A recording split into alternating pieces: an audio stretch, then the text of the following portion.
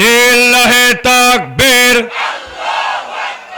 আল কোরআনের আলো, আল হাদিসের আলো। لئن اجتمعت الإنس والجن على أن يأتوا بمثل هذا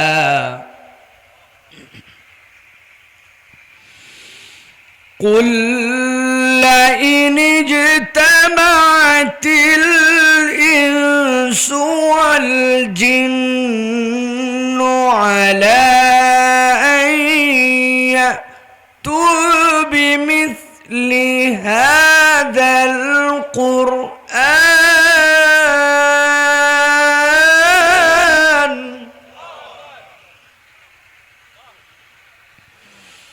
لا يأتون بمثله ولو كان بعضهم لبعض ظهيرا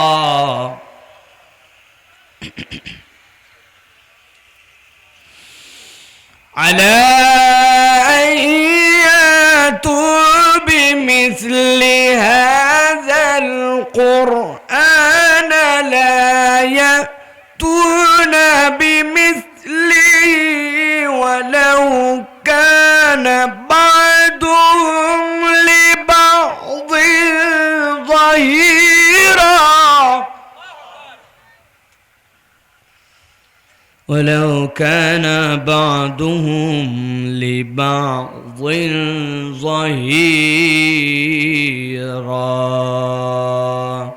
وقال الله سبحانه وتعالى آمرا ومخبرا إن الله وملائكته يصلون على النبي يا أيها الذين آمنوا صلوا عليه وسلموا تسليما اللهم صل على محمد وعلى آل محمد كما صليت على إبراهيم وعلى آل إبراهيم إنك حميد مجيد الحمد لله আল্লাহ রাব্বুল আলামিনের কাছে শুকর গুজার হচ্ছি যে আল্লাহ রাব্বুল আলামিন কোরআন প্রেমিক জেলা, কোরআনের ভালোবাসার পাগল, কক্সবাজারের পেকুয়ার, রাজাখালী, মাঝিরপাড়া ঐতিহাসিক সিরাকের সম্মানিত অতিথিবৃন্দর মাঝে জনাব আব্দুল্লাহ ফারুক সাহেব আজকে আপনাদের কাছে কথা বলেছেন। অনেকেই কথা বলবেন, এর পরেও অনেকেই, বিশেষ করে আমাদের অধ্যাপক মাহমুদুল হাসান, এই চট্টগ্রাম অঞ্চলের, যার কথা আমাদেরকে দীপ্তির মতো আমাদের হৃদয় আকর্ষণ করে, সেই ভাইও ইনশাল্লাহ আপনাদের মাঝে আসবেন। মঞ্চ উপবিষ্ট সম্মানিত এলাকার গণ্যমান্য ব্যক্তিবর্গ, আমার সামনে উপবিষ্ট সম্মানিত মুরব্বিয়ানে কেরাম এবং বিভিন্ন পর্যায়ের আসাতেজায়ে কেরাম, ফুজালায়ে জাম, আমার প্রিয় তরুণ যুবকেরা, স্নেহের ছোটরা, সকলকে একবার সালাম দিয়েছি। আরও একবার আপনাদের কাছে দোয়া পাওয়া এবং করার আশায় সালাম নিবেদন করি। আসসালামু আলাইকুম ওয়া রাহমাতুল্লাহ। আপনারা ভালো আছেন ভাই? একটু দিল থেকে বলতে হবে, আপনারা ভালো আছেন? আল্লাহ রাব্বুল আলামিন আমাদেরকেও ভালো রেখে আজকের এই মোবারক মজলিসে হাজির করেছেন। আমরা সকলেই এই জন্য আল্লাহর কাছে কৃতজ্ঞ, আলহামদুলিল্লাহ। সবাই কোরআনের হালাকায় সব সময় আসতে পারে না। তিনটা অজুহাত মানুষের জীবনে থাকে। এর একটা অসুস্থতা, একটা কি, হাসপাতালে যে আছে স্যার মন থাকলেও আসতে পারবে না। আরেকটা অজুহাত হচ্ছে ব্যস্ততা। কি ভাই? ব্যস্ততা। আর 3 নম্বরটা হচ্ছে কি জন্য আসতে মন চায় না তাও জানি না। আছে না ভাই? ওই কিতাবের নাম হচ্ছে কেন আসতে মন চায় না জানি না, কিতাবে জানি না। কিতাবের নাম কি? জানি না। অসুস্থতা গ্র্যান্টেড, ব্যস্ততা অনেক সময় এটা গ্র্যান্টেড যে সত্যি যৌক্তিক ব্যস্ততা আছে, কিন্তু কোনো কাজ নাই, অসুস্থতাও নাই, কিন্তু কোরআনের হালাকায় আসলাম না, এটা ইমানি দুর্বলতা। ঠিক না ভাই? দাবি করি উপরে উপরে ইমানদার, কিন্তু আসলে হারিকেনের নিচে তেল নাই। পুরাতন আমলের মুরব্বীরা বুঝবেন, আগে কুপিবাতি জ্বলান লাগতো। কক্সবাজার এটাকে কি বলে? কুপি। আপনারা কি বলতেন? নিচে কেরোসিন দিয়ে একটা শোলতা দিয়ে উপরে তুলতো, কি বলে? হারিকেন না লম্পু। সব খালি মুরব্বীরাই জানে না, ইয়াংরাও জানে লম্পু কে। হঠাৎ করে লম্পু জ্বলতে জ্বলতে দেখছেন উপরে কালো ধোঁয়া ছাড়তে ছাড়তে দপ দপ দপ দপ করতে করতে হট করে বন্ধ হয়ে গেছে, অথবা খুব কালো ধোঁয়া মারে, শোলতা টানার পরেও আবার কালো ধোঁয়া মারে। কি বোঝা যায় কেন এই কালো ধোঁয়া মারে আর দপ দপ করে? কি নাই? পানি নাই, তাই তো নাকি? না তেল নাই? তেল নাই। এখন তেল না থাকলে লম্পু যতই সুন্দর হোক জ্বলে না, লম্পু লম্পুর মতোই থাকে। ঠিক একই রকম ইমানদারের হৃদয় যদি ইমান না থাকে, এর অন্যতম একটা প্রমাণ, কোনো কারণ নাই তারপরেও কোরআনের মাহফিলে আসতে পারে না। ও নামে লম্পু, নামে ইমানদার, আসলে ভিতরে তেল নাই। ঠিক না? এরকম তেল নাই, এরকম মুসলমান আমাদের এলাকায় আছে না নাই? একটু আস্তে বলতে হবে যাতে ওনারা মাইন্ড না করে। আছে না নাই? আমার কথা হলে আপনারা বলতেন হুজুর আপনি খালি বানায় বানায় কথা বলেন। এটা আমার কথা না, এটা আল্লাহর কথা। যে কয়টা বলবো ইনশাআল্লাহ দলিল দিয়ে কথা বলবো। আল্লাহ বলছেন, ওয়া ইযা তুলিয়াত আলাইহিম আয়াতুহু যাদাতহুম ঈমানা ওয়া আলা রাব্বিহিম ইয়াতাওয়াক্কালুন। আমার হাবিব বলে দেন, যাদের হৃদয়ের মধ্যে ঈমান আছে, ওই ঈমানের বাতিতে একবার যদি কোরআন লেগে যায়, আল্লাহ বলছেন যখন তাদের কাছে আল্লাহর আয়াত তেলাওয়াত করা হয়, আমি আল্লাহ স্বয়ং বললাম যাদাতহুম ঈমানা। ওই বান্দার ঈমান আর আগের অবস্থায় থাকে না, আমি আল্লাহ তার ঈমান বাড়ায়া দে। এখন ঈমান থাকলে না ঈমান বাড়বে, ঈমানই নাই বাড়বে কেমনে? কথা ঠিক না? আমার আল্লাহ বলছেন কত দূর বাড়ে? আল্লাহ বলছেন ওয়া আলা রাব্বিহিম ইয়াতাওয়াক্কালুন। এই বান্দা জেনে রাখো, আমি রব্বুল আমিন বললাম ওই মানুষগুলা এমন আল্লাহর পর ভরসাকারী হয়ে যায়, ওই মানুষগুলা দুনিয়ার আর কোনো দিকে তাকায় না। যত অত্যাচার, যত নির্যাতন, যত জেল, যত জুলুম, এমনকি ফাঁসির কাষ্টের জন্য ভয় দেখায়, কিন্তু বান্দা ওই ফাঁসির কাষ্ঠে দাঁড়ায়ও ভয় পায় না। কেননা ও জানে নরমাল মৃত্যু আর শাহাদাতের মৃত্যুর মধ্যে পার্থক্য আছে। কিয়ামতের ময়দানে সবাই আল্লাহর কাছে উঠবে, ভালো করে মনে রাখবেন। ওই দিন ওঠার সময় আল্লাহ রাব্বুল আমিন সকলকে তার তার আপন সাইজে উঠাবেন। যেই সাইজে সে জন্মগ্রহণ করেছিল আল্লাহ ওই সাইজে তাকে উঠাবেন, কিন্তু ওই মানুষগুলা সবাই বিবস্ত্র হবে, কোনো পোশাক তাদের থাকবে না। একমাত্র পোশাক পরে উঠবে যেই মানুষেরা শহীদ হয়েছে, সে যে পোশাকে থাকবে আল্লাহ তাকে অন্য পোশাকে নয়, ওই পোশাকে হাসরের ময়দানে উঠাবে। আল্লাহ বলছেন ওই বলটা কোথায় পায়, ওই শক্তিটা কোথায় পায়? আল্লাহ বলছেন ওই শক্তিটা অন্য কোথাও পায় না, ওই শক্তিটা পায় কোরআন থেকে, ওই শক্তিটা পায় ঈমান থেকে। অতএব ঈমানের বাতিতে যদি চার্জ দিতে চান, কোরআনুল কারীমের কোনো ব্যতিক্রম আর কিছু নাই। ঠিক না? আপনার কাছে একটা মোবাইল আছে, আপনার গোড়া হচ্ছে টাইপ সি, কিন্তু আপনার কাছে যে পিন আছে চার্জার, ওইটা হচ্ছে গোল পিন, পিনের চার্জার। টাইপ সি এর মধ্যে পিন দিয়ে ঢুকবে তো? এটা মুরব্বী হ্যাঁ হ্যাঁ করতে, উনি আন্দাজে টাইপ সির কি বুঝছে আন্দাজে? এটা ইয়াংদের মামলা। ঠিক না? টাইপ সির মধ্যে পিন দিয়ে চার্জ দিলে হবে? এখন আপনি আপনার ইমান মুসলমান বলে আমার মনটা খারাপ, আই ফিল স্যাড, আমার একটুখানি মনটা ভালো লাগছে না, তো কি করতে হবে? ওই জন্য এখন হেডফোন দিয়ে আমি ঝক্কা নাক্কা দেহ দোলানা এই গান শুনে উনি নাকি উনার ইমান চাঙ্গা করতেছে। নাউজুবিল্লাহ বলেন। বেকল, এটা চার্জ হচ্ছে না, উল্টারও যেটা লাগাইছো এটা চার্জ তোমাকে ডাউন করে দিচ্ছে, তুমি এক সময় নিভে যাবে, ইমানহীন হয়ে যাবে, ঠিক কি না? অতএব ইমানের বাতি লাগানোর জন্য যারা আয়োজন করলো আমরা তাদের জন্য দোয়া করি, আল্লাহ রাব্বুল আমিন আমাদের আল আমিন কাফেলাকে নবীওয়ালা কাফেলা হিসাবে কিয়ামত পর্যন্ত কবুল করেন। প্রিয় ভাইয়েরা, আপনার আমার নবীর মুজিজা ছিল কি ছিল না? ছিল না? অনেক পয়গম্বরদের মুজিজা ছিল।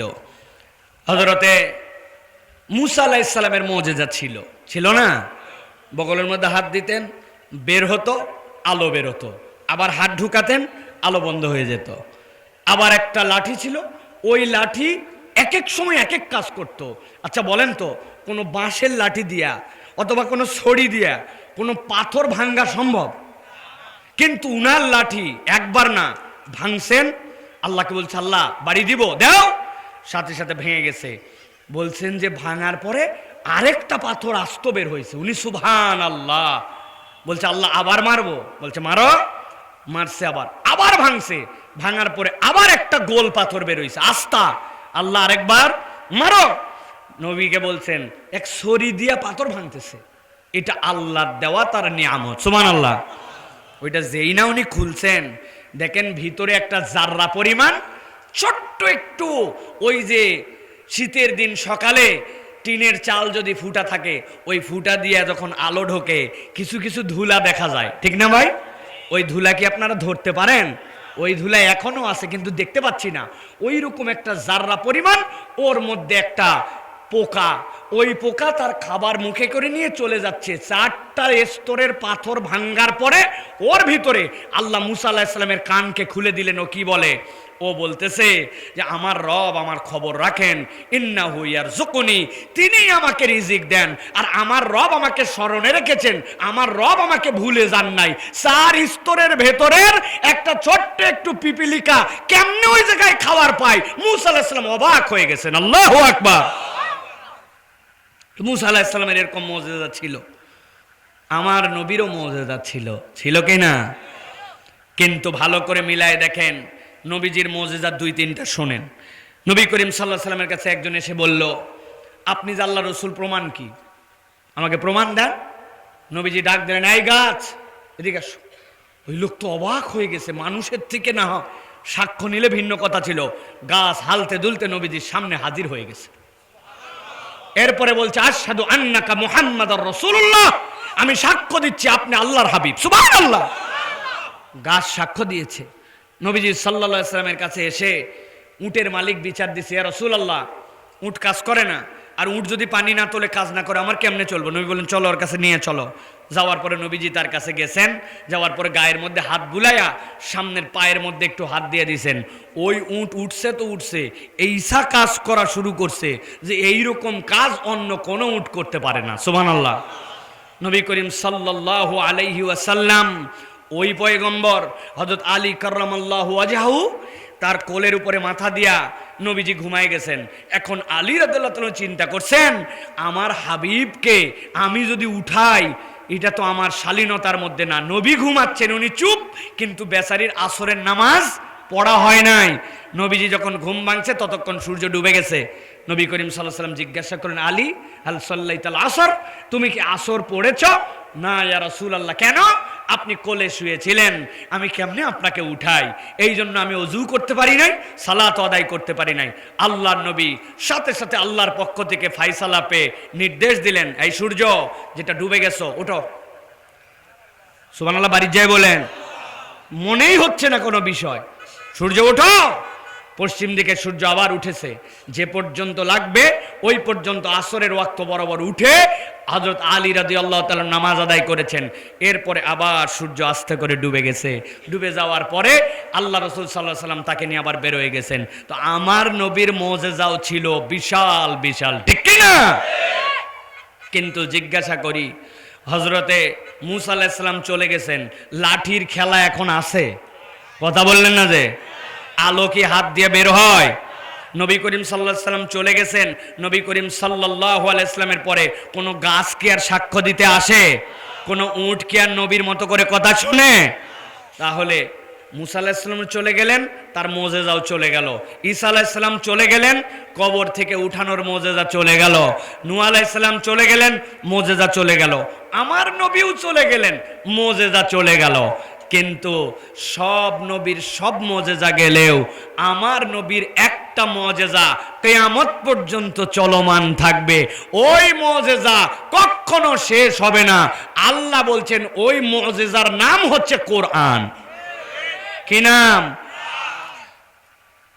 আপনারা প্রত্যেকের সাক্ষী যে কোরআন আমাদের জন্য কিরকম মুজিজা। আমি ছোট্ট একটা উদাহরণ দেই আপনাদের কাছে, জানা কথা কিন্তু রিমাইন্ডার করছি, ভালো করে আগে বুঝে নেন। প্রিয় ভাইয়েরা, আমাদেরকে কেউ একজন বলছে, তুমি যদি 4 লাইন কবিতা প্রত্যেক দিন পড়ো, প্রত্যেক দিন তাহলে তোমারে 20 টাকা করে দেওয়া হবে। কয় টাকা? কবিতাটা হচ্ছে, অনন্ত অসীম প্রেমময় তুমি বিচার দিনের স্বামী, যত গুণগান হে চির মহান তোমারই অন্তর্যামী, দুলোকে ভুলোকে সবারে ছাড়িয়া তোমারই সকাশে যাচি হে শক্তি হে করুণা কামি। বলছে এই কবিতার 4 লাইন মুখস্থ করে প্রত্যেক দিন পড়বি আর আমাকে জানাবি, জানালে 20 টাকা করে পাবে। কয় টাকা? হঠাৎ করে 7 দিন পরে ওই লোক ফোন দিয়েছে, এই আজকে কবিতা পড়ছিস? বলছে ভুলে গেছি, পড়তেছি। পরে আবার 20 টাকা পাইছে। আবার 7 দিন পরে একদিন ওই লোক খুব ব্যস্ত, ওই সময় বলছে, এই কবিতাটা পড়ছিস, তোরে 20 টাকা দিব। ওর মেজাজ গেছে খারাপ হয়ে, যে ব্যস্ততা এর মধ্যে বলছে কবিতা, বলে দেখ তোর 20 টাকা রাখ, তোর 20 টাকার আমি ফকির নাকি, লাগবে না তোর কবিতা পড়া। 10-15 দিনের মধ্যেই 20 টাকা করে নগদ পায়, কিন্তু ওই কবিতা পড়তে মানুষ বিরক্ত হয়ে যাবে, ঠিক কিনা ভাই? কিন্তু একটু হৃদয় দিয়ে অনুভব করেন, আপনারা ইতিমধ্যেই বুঝে ফেলছেন আমার কথার টন অনুযায়ী আমি কি বুঝাতে চাই। ওই যে বাপের কাছ থেকে না বুঝে বুঝে সূরা ফাতিহা শিখছি, ঠিক না ভাই? আমরা কি কোরআন পড়ে পড়ে সূরা ফাতিহা শিখছি? না, একটা বাচ্চাও কোরআন পড়া শিখে সূরা ফাতিহা মুখস্থ করে না। ওইটা মুরব্বি, ওস্তাদ, মক্তব, কোথাও না কোথাও থেকে আমরা ফাতিহা মুখস্থ করে ফেলছি, ঠিক কি না? ওই যে না বুঝে 5 বছর, আর আজকে আপনার বয়স হয়েছে 70 বছর, নামাজে দাঁড়ালাম, অটোমেটিক মুখ দিয়ে সূরা ফাতিহা বের হলো। 70 বছরে কোনোদিন মন বলে নাই কত একই সূরার কত প্রতিদিন কত পড়া যায়, অত মন টানে না, এরকম হয়েছে কোনোদিন? আল্লাহর কসম, কোন ব্যক্তির কখনো হয়নি, হবেও না। আল্লাহ দিলের মধ্যে এইটাকেই কোরআনের জীবন্ত মুজিজা হিসাবে রেখেছেন, যে ওই কোরআন কখনো বান্দার বিরক্তির কারণ হবে না, ঠিক না? তবে বিরক্ত লাগতে পারে কার জন্য? যার বাতির নিচে তেল নাই। বাতি না কি বলছেন ভাই? ল্যাম্পো। সারা জীবন মনে রাখবেন, কোরআন শুনতে ভাল লাগে না, জীবন্ত মুজিজা কাজ করে না, মাহফিলের প্যান্ডেলে আসতে পারে না, লম্পুতে কি নাই? আর একটু জোরে জোরসে বলেন। আমাদের তেলের নাম কি? ঈমান। তেলের নাম কি? আল্লাহ বলছেন, 8টা আয়াত বলবো, ঠান্ডা মাথায় ভালো করে খেয়াল করেন। আল্লাহ বলছেন, হে নবী আপনি জানাই দেন, কোরআনের 17 নম্বর সূরা বনি ইসরাইল 88 নম্বর আয়াতের মধ্যে আল্লাহ বলছেন, কুল্লা ইনিজতামাতিল ইনসু ওয়াল জিন্নু আলা আইয়াতু বিমিসলি হাদাল কুরআন। আমি আল্লাহ চ্যালেঞ্জ দিলাম, দুনিয়ার যত জিন আর যত মানুষ সবাই এক হয়ে গেছে, আপনারা কি জিনকে দেখতে পান? না, কিন্তু আল্লাহ বলছেন দুনিয়ার সব মানুষ আর সব জিন এক হইছে, হওয়ার পরে সিদ্ধান্ত নিছে আইয়াতু বিমিসলি হাযাল কোরআন, কোরআনের মতো কিছু একটা আনবে। আল্লাহ বলছেন আমি চ্যালেঞ্জ দিলাম, লা ইয়াতুনা বিমিসলিহি, এই কোরআনের মতো কিছুই তারা আনতে পারবে না।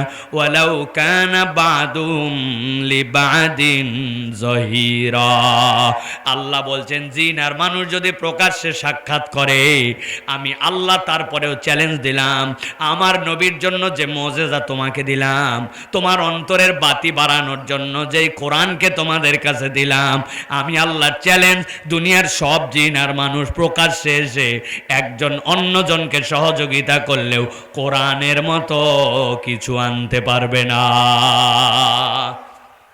কোরআন আমাদের সামনে আছে কিনা ভাই? আছে কিনা? আবার আমাদের সামনে আমরা মানুষ আছি, জিনও দুনিয়ার মধ্যে আছে, ঠিক কিনা? কিন্তু আল্লাহ বললেন কোরআনের মতো কিছুই আনতে পারবে না। আপনারা না বুঝে ঠিক বলছেন। আমি আপনাকে ছোট্ট একটা উদাহরণ দেই, তাহলে আপনার ব্রেনটা পরিষ্কার হবে। ঠান্ডা মাথায় আমার কথাগুলা দিল দিয়া বোঝার চেষ্টা করেন। আল্লাহ রাব্বুল আমিন বলছেন কেউ যদি কাউকে হত্যা করে, কেউ যদি কাউকে মেরে ফেলে, ওইটা যদি সে অন্যায়ভাবে করে, তাহলে তার শাস্তির ধরন হচ্ছে তিনটা। কয়টা? বুঝে বলতে হবে কয়টা? একটা হচ্ছে যাকে হত্যা করা হয়েছে চাই, তাহলে তার রক্তপণ নিবে। এত টাকার বিনিময়ে আমাদেরকে যদি দাও, তাহলে তোমাকে মুক্ত করা হবে, এটা পরিবার চাইলে নিতে পারে। 2 নম্বরে ওই পরিবার চাইলে তাকে মাফ করে দিতে পারে। দায়িত্বশীল যারা, তার স্ত্রী বেঁচে আছে, তার সন্তান বেঁচে আছে, তার বাপ আছে, তার মা আছে, লেয়ার আছে, ওই লেয়ার অনুযায়ী চাইলে তাকে ক্ষমা করতে পারে।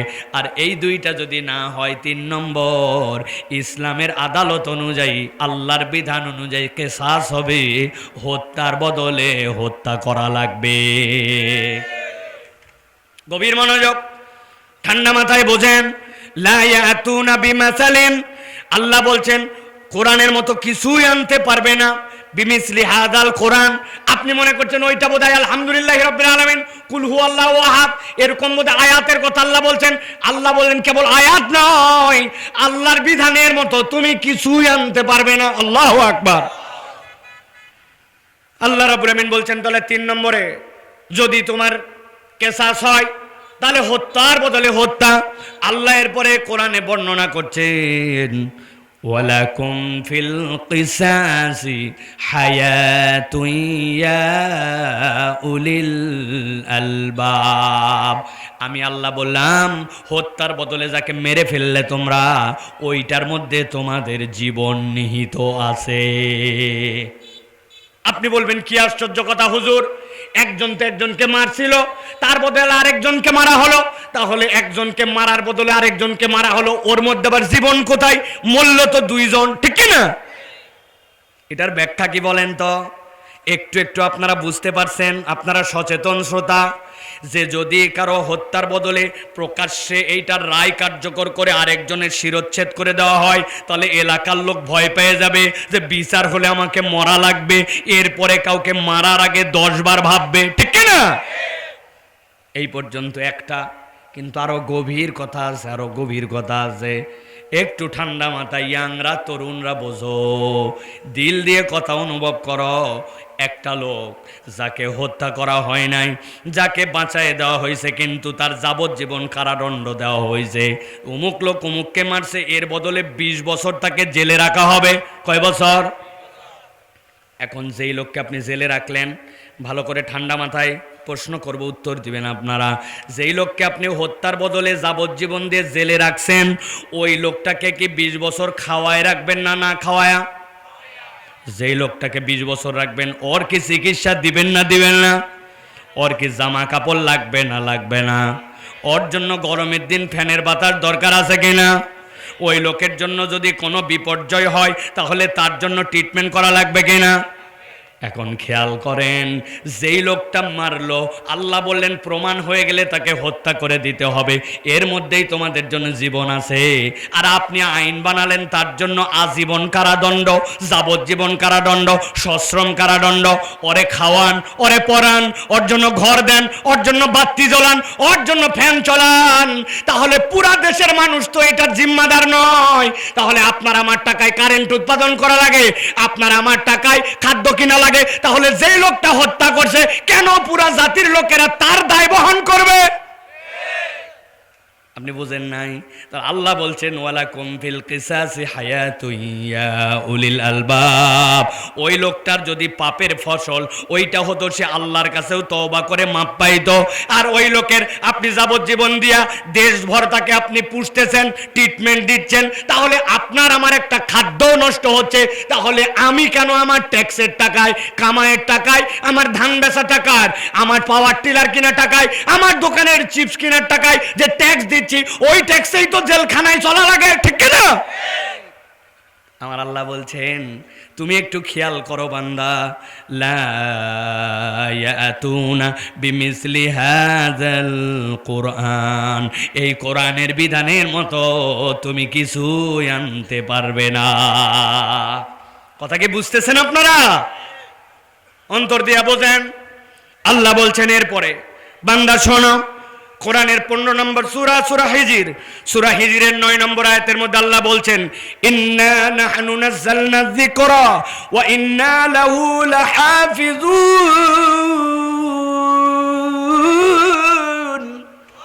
আল্লাহ বলছেন এই কোরআন অবতীর্ণ করেছি আমি। একসাথে বলেন তো, এই কোরআন কার পক্ষ থেকে আসছে? যারা বললেন না কার পক্ষ থেকে, আর একটু জোরে বলেন কার পক্ষ থেকে? আল্লাহর পক্ষ থেকে আসছে। আল্লাহ বলছেন ওয়া ইন্না লাহু লাহাফিজুন, এই কোরআনকে সংরক্ষণ করব আমি আল্লাহ। সুবহানাল্লাহ। 1452 বছর হয়ে গেল, একটা জবর জের এদিক ওদিক হয়েছে, কিন্তু বিগত 17 বছরে কত সিস্টেম করে সংবিধানকে ইচ্ছা মতো পাল্টানো লাগছে। স্টেবল করা একটা পদ্ধতি ছিল, যেটা আমাদের জন্য তত্ত্বাবধায়ক সরকার কিন্তু চিন্তা করলো এই প্রক্রিয়ায় যদি চলে তাহলে তো আমাদের লেজে গবরে হয়ে যাবে, অতএব ওইটা বাদ দাও, দিয়ে আমরা যতদিন মন চাই ততদিন চেয়ারে থাকবো। সংবিধান বিকৃত করা লাগছে, সংবিধান সংশোধন করা লাগছে, ঠিক কিনা? কে বানালো সংবিধান? আপনি আমি বানাইছি, আপনাকে আমাকে চেঞ্জ করা লাগছে। আল্লাহ বলছেন আমি গ্যারান্টার হলাম, আমি আল্লাহর পক্ষ থেকে দিয়েছি, কিয়ামত পর্যন্ত এই কোরআনে কোনো পরিবর্তন করা লাগবে না। সুবহানাল্লাহ। এভারগ্রিন আল্লাহ সবের মধ্যে দিয়ে রাখছেন। আপনি বলবেন হুজুর এইটার সাথে দুনিয়ার একটা এক্সাম্পল দেন। আমি আপনার কাছে বলতে চাই, আল্লাহ কোরআনে বলেছেন ও আমার হাবিব আপনাকে এই দুনিয়ায় কেন প্রেরণ করেছি জানেন? আল্লাহ বলছেন আপনাকে এই দুনিয়ায় প্রেরণ করেছি বাশীরা ওয়া নাযীরা, দুনিয়ার মানুষকে শুভ সংবাদ এবং সতর্ক করার জন্য। একসাথে মুখ দিয়ে উচ্চারণ করবেন বুঝে থাকলে। আমি চিটাঙের ভাষা, কক্সবাজারের ভাষা পারি না, কিন্তু তারপরেও বলতেছি বুঝে থাকলে বলেন। আল্লাহ রাব্বুল আমিন নবীকে আগে কি বলছেন? বাশীর, শুভ সংবাদদাতা। তারপরে বলছেন নাজির, সতর্ককারী। কি বলছেন? কারা কারা ঘুমায় গেছেন একটু হাত তোলেন তো ভাই। ঘুমাননি তো আপনারা কেউ? তাহলে কত ভালো করে বুঝেন। এখন আল্লাহ বললেন আমি আপনার জন্য জিকির দিলাম, আর এইটাকে আমি কিয়ামত পর্যন্ত সংরক্ষণ করে নিলাম। আল্লাহ বললেন নবী আপনাকে বাশীর বানানো হলো, আর আপনাকে সতর্ককারী করা হলো। কক্সবাজারে আপনাদের এই রাজাখালী এই জায়গাতে করোনা হয়েছিল না হয় না? বললেন না যে হয়েছে? তো আমাদেরকে করোনার সময় শিখাইছে যদি বাঁচতে চান জানতে হবে, সতর্ক হতে হবে, ঠিক কিনা? কি করা লাগবে? প্রথমে বলছে হাত ধোয়া লাগবে, ঠিক না ভাই? 1.5 ফিট ফাঁকে ফাঁকে দাঁড়ানো লাগবে, মুখের মধ্যে গোমাই পরা লাগবে, ঠিক কিনা? ও না, গোমাই না, মাস্ক। গোমাই তো গরুর মুখে দেয়, তাই না? মাস্ক পরা লাগবে। আপনাকে এইগুলা শিখালো। এরপরে বলল হাত যদি ধুতে চান আপনার ইচ্ছায় নয় 20 সেকেন্ড ধরে 6 ভাবে হাত ধোয়া লাগবে। কয় ভাবে?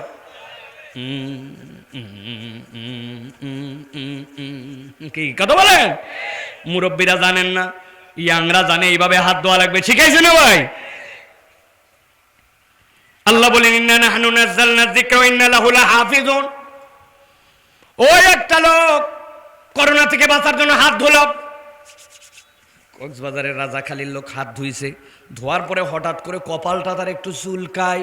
উনি কপালে হাত দিয়ে চুলকানোর পরে মনে হয়েছে কি রে, হাত ধোয়ার আগেও তো কপাল চুলকাইছিলাম, তাহলে এই জায়গায় তো আগের থেকে জীবাণু ছিল, তাইলে আবার যে হাত দিলাম আবার যে জীবাণু লাগলো, কি করা লাগবে? আবার হাত ধো।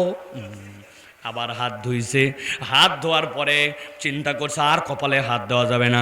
খানিকক্ষণ পরে বাম হাতের সাথে হাতা গুটাইছে, গুটাই এই জায়গায় একটু কেমন জানি করছে, হাত দিয়ে মনে হয়েছে হায় হায়, আমি তো এই কপালে হাত দেওয়ার আগে এখানে একবার হাত দিয়েছিলাম, তাইলে আবার যে আমার হাতের মধ্যে জীবাণু লেগে গেল, উপায় কি? বলছে আবার হাত ধো, ধুতেই থাকো ধুতেই থাকো। তোর সাবান স্লো নাকি রে? ঠিক না? উনি আচ্ছা মতো হাত ধুইছে, ধুয়ে টুয়ে এবার চিন্তা করছে যতই আর যেখানে চুলকাক আমি আর কোনো জায়গায় হাত দিব না। বাঙালি একবার যদি মনে করে কোনো জায়গা চুলকাবো না, গোটা গা তখন চুলকায়, ঠিক না? ভালো করে খেয়াল করেন, আল্লাহ রাব্বুল আমিন বলছেন ও আমার হাবিব, করোনা টরোনা নাই। 1450 বছর আগে আমার হাবিবকে আমি বাশির আর নাজির বললাম, কোরআনের বিধানকে আমি কেমনে সংরক্ষণ করলাম। আল্লাহ বলছেন তোমাকে হাত ধোয়া শিখাচ্ছি আমি হাবিব। আল্লাহ বলছেন প্রথমে 2 হাত ধুবে, এরপরে মুখমণ্ডল ধুবে, নাক পরিষ্কার করবে। মুখ খালি ধুলেই হবে না, চুলের গোড়া থেকে এখানে, এখান থেকে ওই কান। এরপরে উভয় হাতের কনুই সহ ধোয়া লাগবে, মাথাটা মসেও করা লাগবে। দুনিয়ার সবাই আপনাকে হাত ধোয়ালো, কিন্তু এলাকার লোক যত থুতু ফেললো, নাক ঝাড়ে ফেললো, ময়লা ফেললো, সব আপনার পায়ে লাগলো। ওই পা নিয়ে আপনি বিছনায় উঠে গেছেন, আপনার পা কেউ ধোয়ায় নাই, ঠিক না? কিন্তু আল্লাহ বলতেছেন নবী কেবল পা ধুলেই হবে না, ওয়াইলুল লিল আকাবি মিনান নার। আপনি যদি গোড়ালি ফাঁকি দিয়ে ধোন তাহলে জাহান্নামে যাওয়া লাগবে।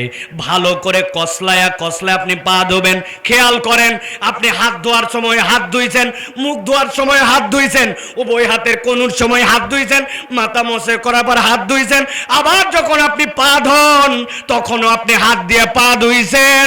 আল্লাহ বলছেন তোমার বিধান যদি তুমি কার্যকর করো 6 মাসের মধ্যে প্ল্যান চেঞ্জ করা লাগে, কিন্তু আমি আল্লাহ 1500 বছর আগে যেটা দিয়েছি, আগামী 15,000 বছর যদি দুনিয়া থাকে আল্লাহর বিধানে পরিবর্তন করা লাগবে না।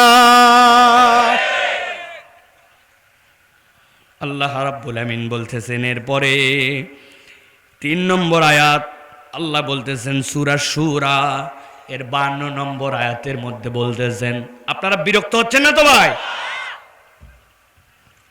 ভালো করে খেয়াল করেন, আল্লাহ বলছেন ও আমার হাবিব, আপনাকে আমি এমন একটা কোরআন দিলাম যে কোরআনটা প্রকৃতার্থে একটা আলো। কি আলোর কাজ কি? বলবেন হুজুর আলো দিয়ে কি করব? কই, আমাদের তো জেনারেটর লাগে কারেন্ট চলে গেলে, সোলার প্যানেল লাগে। হুজুর কোরআন শরীফতে বাড়িতে অনেকগুলো আছে, কোনোদিন তো ওখান থেকে আলো বার হয়ে আমাদের ঘর আলো করলো না। কোথা থেকে আন্দা গন্দা গল্প মারতেছেন? কথা থাকতে পারে কিনা? অনেক সময় নাস্তিকরা এলোমেলো প্রশ্ন করে কিনা, আন্দাগন্দা অনেক প্রশ্ন করে। এক হিন্দু পণ্ডিত এসে বলছে ছাগল আর শুয়োরের মধ্যে কি পার্থক্য? ছাগলেরও 4 পা, শুয়োরেরও 4 পা। ছাগলেরও মাথা আছে, শুয়োরেরও মাথা আছে, ছাগলেরও লেজ আছে, শুয়োরেরও লেজ আছে। আপনারা কোথার থেকে ছাগল খাওয়া হালাল আর শুয়োর খাওয়া হারাম বানাইছেন? কথা ঠিক কিনা? শুনতে যুক্তিটা মজবুত মনে হয় কিনা? উত্তর দিছি, বলছি ঠিকই তো, ছাগল আর শুয়োর তো একই রকম, কথা তো ঠিক।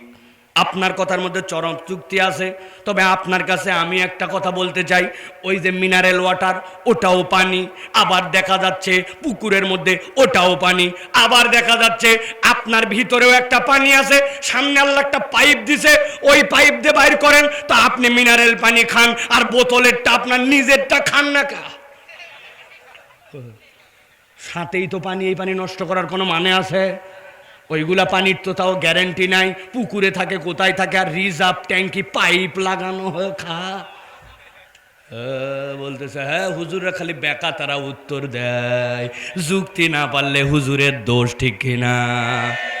তবে তাকে আরো একটা জিনিস বলা হয়েছিল, ভাই ছাগলের সাথে শুয়োরের আরেকটা পার্থক্য আছে। সেটা কি? ছাগলের একটু ফুকু দাড়ি আছে, কিন্তু শুয়োরের কোনো দাড়ি নাই। যেই হুজুর বলছিল আর মুখে দাড়ি আছে, আর যেটা শুয়োর আর ছাগলের পার্থক্য নাই বলছিল ওর কোনো দাড়ি ছিল না। বাকিটা বাড়ির যাই বুঝে নিয়েন, সব কথা বলা যাবে না। তাহলে কোরআন আপনার আমার জন্য আলো, তাই তো? চলেন এবার একটু বুঝে নেই আমরা। আল্লাহ রাব্বুল আমিন সূরা শূরা 52 নম্বর আয়াতের মধ্যে বলছেন এটা এমন আলো যা আলোকিত করে মানুষকে। একটু সুবহানাল্লাহ বলবেন না?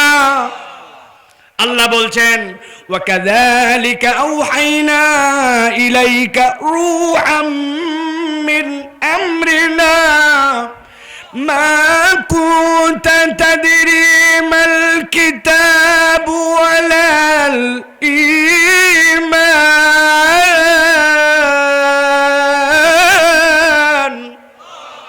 আল্লাহ বলছেন দুনিয়া আমার হাবিবকে বললাম অথেন্টিক একটা সোর্স দিয়া, বিশুদ্ধ একটা মাধ্যম দিয়ে আপনার কাছে কোরআন অবতীর্ণ করেছি। যার মাধ্যম দিয়ে কোরআন অবতীর্ণ করেছে তিনি হচ্ছেন জিবরাইল আমিন। সুবহানাল্লাহ বলে। কত বিশাল ফেরেশতা! আল্লাহর নবী স্ব-আকৃতিতে তার পুরা জীবনে 2 বার মাত্র দেখছেন। কয়বার? 2 বার। আল্লাহ বলছেন ওই ফেরেশতার মাধ্যমে আপনাকে যে কোরআন দিলাম, এর আগ পর্যন্ত আপনি অনেক ভেবেছেন মানুষকে কেমনে মুক্তির পথ দেখানো যায়, কেমনে নারীদের সম্মান ফেরত দিয়ে দেওয়া যায়।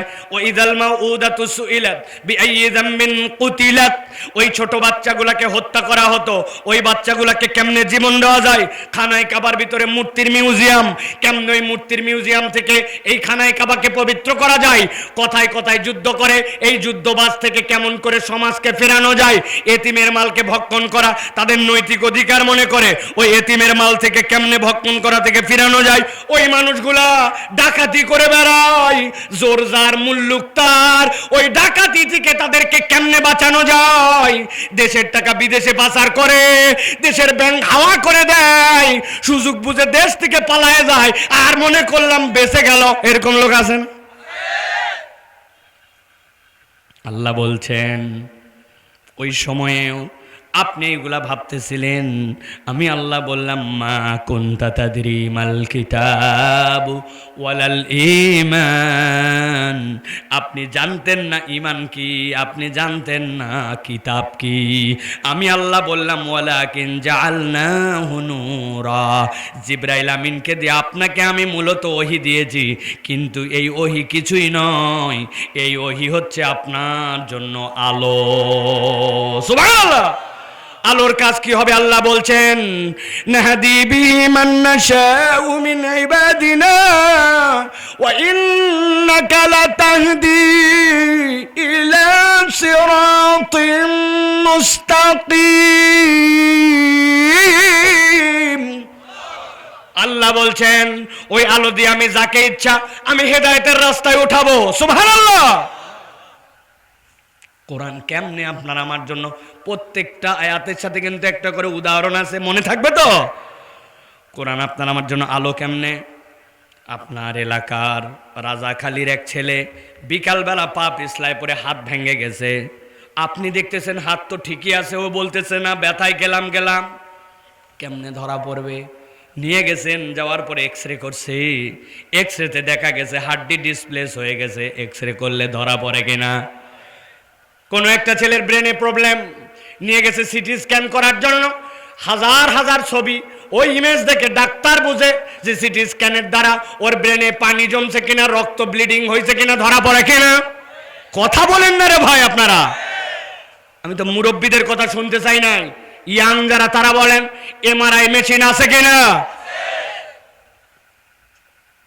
জীবনে এক্সরে যদি দেখে থাকেন আর সিটি স্ক্যান যদি দেখে থাকেন, কথা হচ্ছে আমাকে বডি ঢুকাই দিল, বের করলে আমি কিছুই দেখলাম না, কিন্তু কালো ফিল্মের মধ্যে দেখা যাচ্ছে আমার হাত ভাঙ্গা, ধরা পড়লো কেমনে?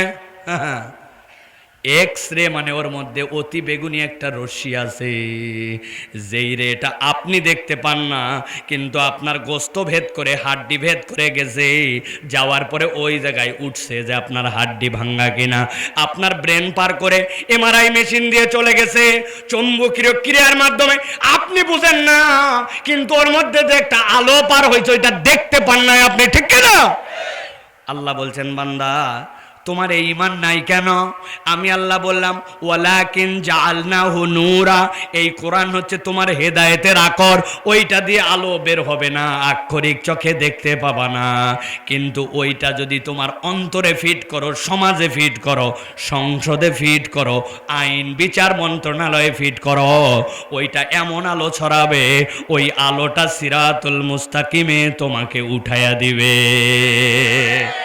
বিশ্বাস করি তো? নাই বিশ্বাসেও ঝামেলা আছে, আছে অবশ্যই আছে, আন্দাজি নাই বললে হবে না, অবশ্যই ঝামেলা আছে।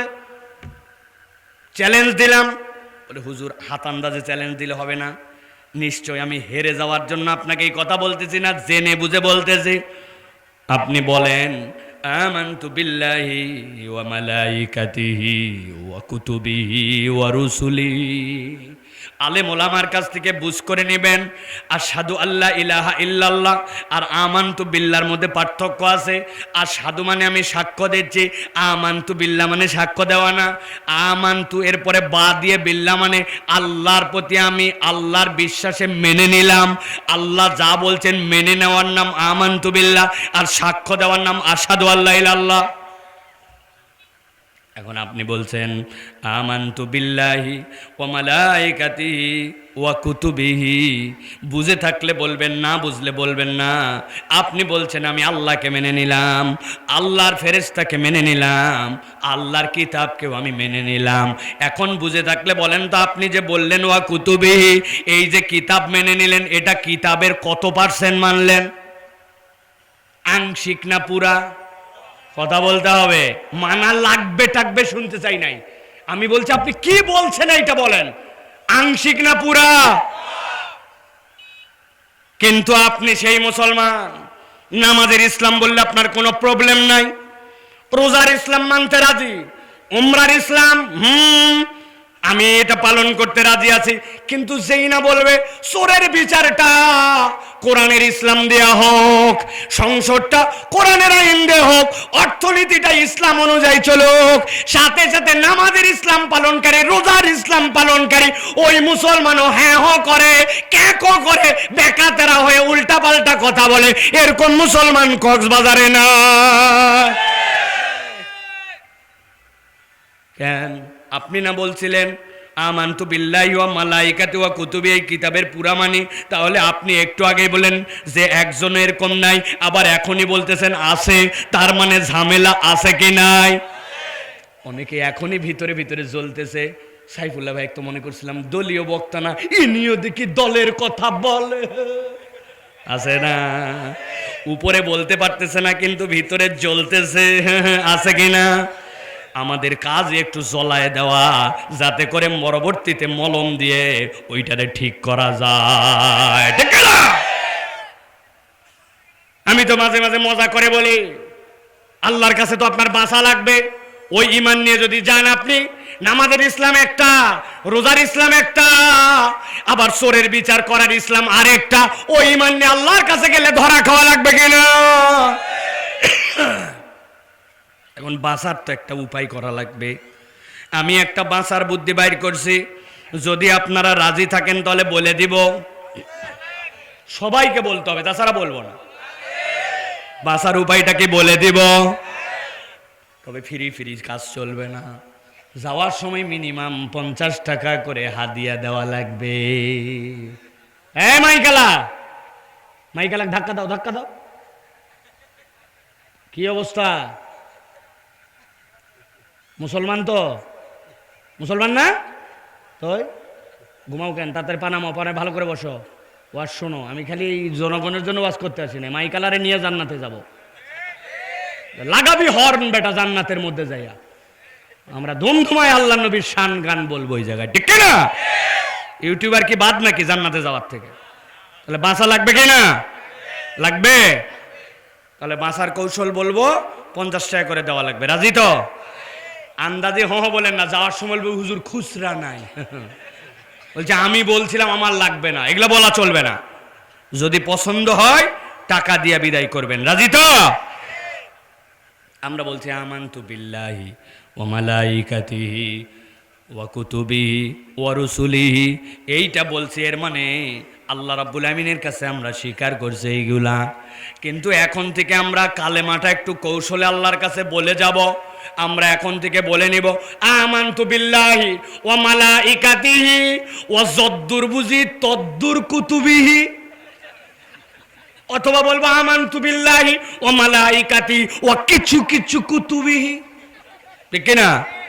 কবরে যাওয়ার পরে ধরছে, এই বেটাই তোর এই অবস্থা কেন? বলছে আমি কক্সবাজার থেকে বলে আসছিলাম যদ্দুর বুঝি তদ্দুর কুতুবিহি। ফেরেশতাই কথা শুনবে তো? বাটাম একটাও মাটিতে পড়বে না, বাটাম সব পিঠে পড়বে। ঠিক না?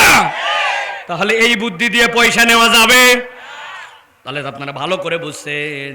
এই জন্য আল্লাহ বলছেন ওয়া ইন্নাকা লাতাহদি ইলা সিরাতিম মুস্তাকিম। এই কোরআনের কাজ হচ্ছে সিরাতে মুস্তাকিমের রাস্তায় চলানো।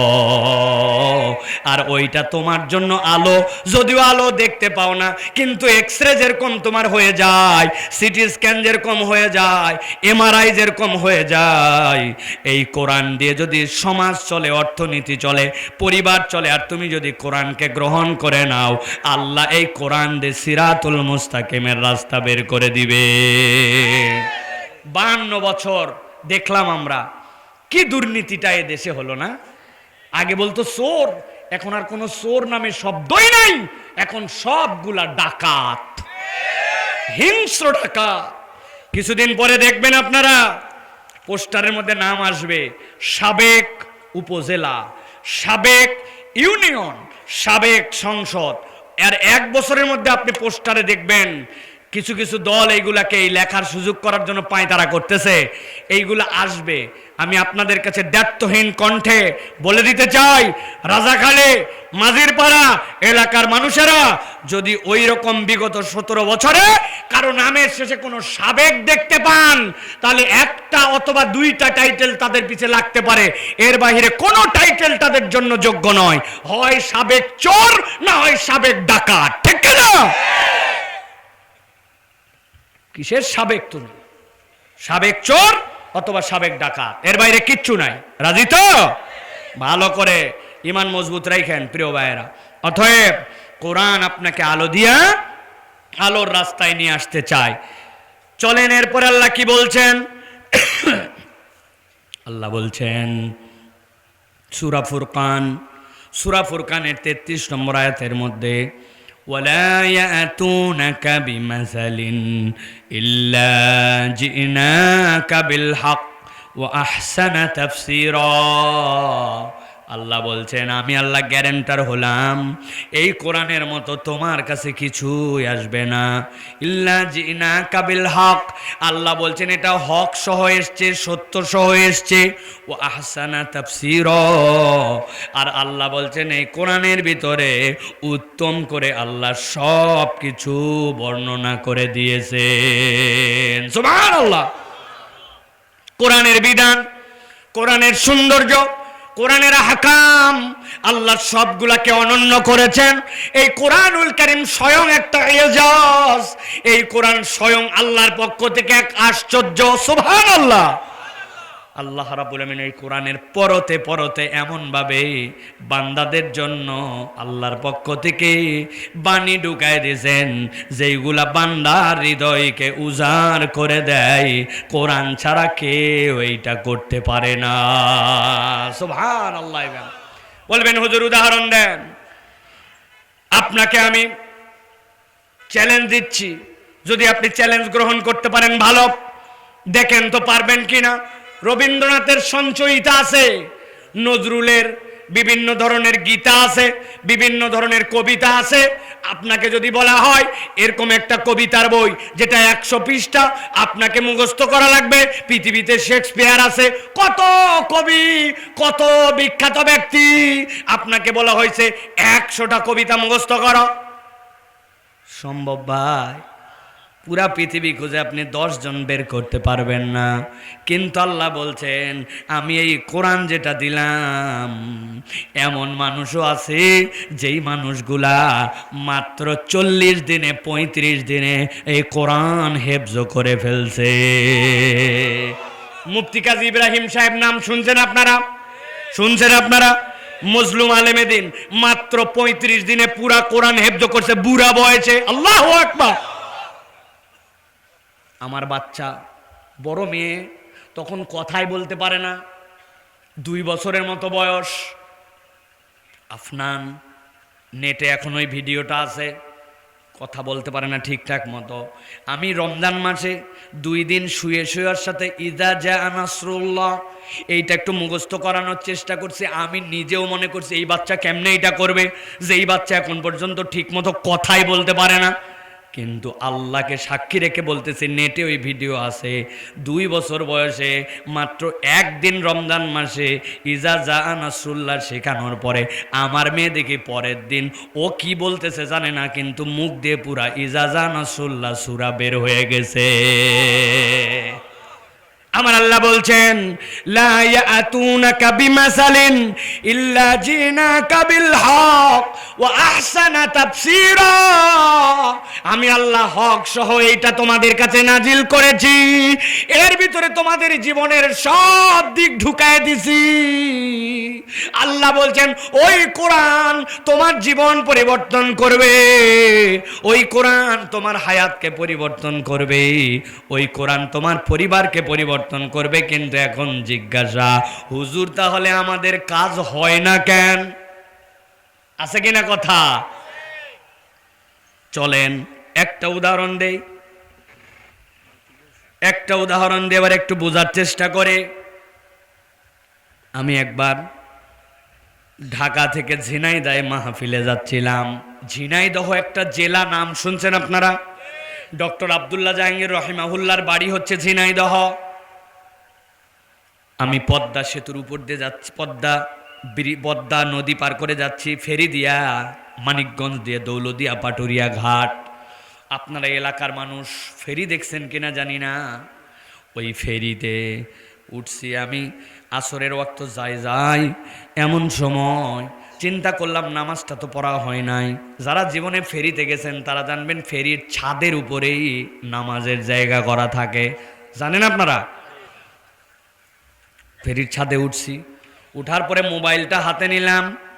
মোবাইলটা যেই না হাতে নিয়েছি, হাতে নেওয়ার পরে কম্পাসটা বের করলাম। এই যে আপনাদের কেবলা হচ্ছে এইদিকে, ঠিক তো?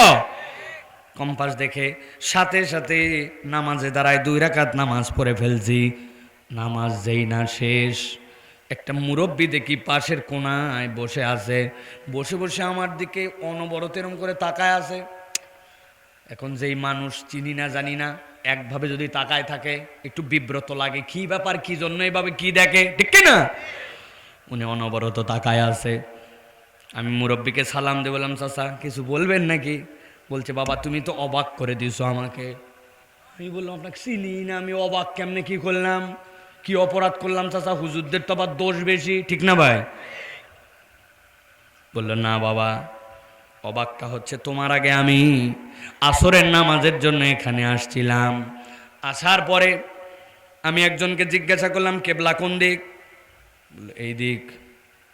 সন্দেহ হলো, আরেকজনকে বললাম, কেবলা কোন দিক? বলছে এই দিক। লেও ঠেলা, একজন কই এদিক, একজন কই এদিক, মুসিবতের কথা তো। সাথে সাথে আরেকজনকে বললাম, বলে আমি জাহাজের লোক, কেবলা এই মাঝ বরাবর। চিন্তা করলাম যা আছে কপালে 2 দিকের পরিবর্তিতে মাঝ বরাবর পড়াই তো ভালো। 2 রাকাত নামাজ পড়ে ফেলছি। 2 রাকাত নামাজ পড়ার পরে এরপরে বসে আছি। ইতিমধ্যে তুমি আসছো, আইসে দেখি কাউকে কোনো কথা জিজ্ঞাসা নাই, ডাইরেক্ট ঠিকঠাক মতো নামাজ পড়ে ফেললে কেমনে কি হলো? আমি বললাম, এই জন্য অবাক করছে, এইটা তো কোনো ঘটনাই না। ঘটনা না মানে বিশাল ঘটনা, জাহাজ এক এক দিক মুভ করতেছে, কেমনে তুমি বুঝতেছ? আমি বললাম চাচা আমার পকেটে একটা মোবাইল, মোবাইলের মধ্যে একটা কম্পাস আছে, কম্পাসের মধ্যে চুম্বক আছে, চুম্বকের ধর্ম হচ্ছে উত্তর দক্ষিণ হয়ে থাকবে, আর এর বিপরীত পূর্ব পশ্চিম। আমরা যেহেতু খানায় কাবার থেকে পূর্ব দিকে, তাহলে আমাদের কেবলার দিকটা হচ্ছে পশ্চিম। এই হচ্ছে সহজ সরল হিসাব। বলছে সাংঘাতিক ব্যাপার, আমিও তো সারা দেশ সফর করি, তাহলে আমার মোবাইলে কি একটু ঠিকঠাক করে এটা দেওয়া যাবে নাকি? আমি বললাম এই তো সোয়াব কামানোর একটা সুযোগ পাইছে, চাচার মোবাইলে ইনস্টল করে সাথে সাথে দেখায় দিব কোন দিকে কেবলা, তাহলে তোর সাথে সাথে আমিও সোয়াব পাবো, উনি যত নামাজ পড়বে আমারও একটা সোয়াব পাওয়া হবে, ঠিক না? আমি বললাম চাচা কোনো টেনশন করেন না, আমার মোবাইলের মধ্যেই ইন্টারনেট আছে, হটস্পট আছে, সব আছে, আপনি খালি দেন 2 মিনিটের মধ্যে আপনার মোবাইলের সব ঠিকঠাক করে আপনাকে জানায় দিচ্ছি। মুরব্বি তো সেই খুশি, বাকবাকুম হয়ে পকেটের থেকে মোবাইল বাইর করে আমার হাতে দিয়ে দিছে, বাবা তাড়াতাড়ি আমাকে ঠিকঠাক করে দাও। আমি তো মোবাইল হাতে নিয়ে অবাক, দেখি নোকিয়া 3220। কি সেট ভাই? বাটন মোবাইল, কথা বলেন না। বাটন বুঝে থাকলে বলেন তো, বাটন মোবাইলে কি গুগল প্লে স্টোর আছে? কোনো অ্যাপস কি ওর মধ্যে ডাউনলোড করে ইনস্টল করা যাবে? মুরব্বি বলতেছে কি ব্যাপার বাবা, চুপ মেরে গেলে যে? আমি বললাম চাচা এতক্ষণ তো আমি অবাক করছিলাম, এখন আপনি তো অবাক করছেন। ভালো করে বোঝেন, কোরআন আছে যার মতো তুলনা কোনো গ্রন্থে নাই, কোরআন আছে যার মধ্যে আলো আছে, কোরআন আছে যেইটা মানব জিন সকলে মিলে এর মতো কিচ্ছু আনতে পারবে না, কোরআন আছে যার মধ্যে আল্লাহ সব কিছুর ব্যাখ্যা ঢুকাইছেন। কিন্তু কথা হচ্ছে আপনার আমার জীবনে কাজ করে না কেন? হিসাব মিলায় দেখেন, আমি কোরআনের জন্য উপযুক্ত ওইটাকে ইনস্টল করার মতো নিজেকে পাত্রই বানাই নাই। আমার ইনস্টল হওয়ার জন্য লাগবে অ্যান্ড্রয়েড, আমি কোরআনের কাছে এক একটা বাটন হয়ে হয়ে পড়ে আছি। কথা বলেন, বলেন হুজুর কেমনে বাটন হলাম? 50 বছর 60 বছর বয়স হলো, আগে জমি জমা ছিল না, এখন একটু জমি হয়েছে, আগে মানুষের ভিটায় কাজ করছে, এখন একটু ভিটা মাটি হয়েছে, আগে কষ্ট ছিল, এখন ছেলে বিদেশে গেছে, কত পরিবর্তন হলো। আগে ছিল খড়ের বাড়ি, আগে ছিল বাঁশের বাড়ি, এখন টিনের বাড়ি, এখন হয়েছে ছাদের বাড়ি, কত পরিবর্তন হলো। কিন্তু আমার জীবনে ওই যে 10 সূরাতে আমার জীবন শুরু হয়েছে, 50 বছরে 11 নম্বর সূরা হয় নাই। ওই যে কোরআনহীন আমি 6 বছরে ছিলাম, 70 বছরে এখন পর্যন্ত কোরআন বিশুদ্ধ করে পড়তে শিখি নাই। ওই যে নামাজের সানা, ওই যে নামাজের কেরাত, ওইগুলার 5 বছর বয়সেও যা জানতাম, 70 বছর বয়সেও কোনো আমার জীবনে পরিবর্তন আসে নাই। কথা বলেন। এখন তো মন খারাপ, হুজুর এতক্ষণ তো সুন্দর ওয়াজ হচ্ছিল, প্রায় আমি 1 ঘন্টা 9 মিনিট কথা বলছি, বলে হুজুর বাবা এতক্ষণ খুব ভালো লাগতেছিল, এখন এইগুলা বলার দরকার কি? প্রিয় ভাই, আপনি যদি কিয়ামত পর্যন্ত হায়াত পায় প্রত্যেক দিন কোরআনের ফজিলতের ওয়াজ শোনেন, কিন্তু আপনি যদি নিজের জীবনে কোরআন না পড়তে শিখেন, ওর অনুবাদ না করেন, ওর পক্ষে যারা তার পক্ষে যদি না থাকেন, কোরআনের পক্ষে যদি আপনি জীবন গড়ার নিজে মনস্তাত্ত্বিকভাবে রেডি না হন, এই ফজিলতের ওয়াজ শুনে শুনে নারায় তাকবীর দেওয়া যাবে, কিন্তু আদৌ কাজের কাজ কোনো পরিবর্তন হবে না। ঠিক তো ভাই? তাহলে আমাদের পরিবর্তনে আমাদেরকে আসতে হবে কি না? আমরা কি রাজি? থেকে 2 হাত তুলে আল্লাহকে দেখান, শক্ত করে তোলেন। হ্যাঁ, তাকবীরটা আমি দিব, তাকবীরটা আমি দিব। হাত সোজা করেন খালি আপনারা, 2 হাত।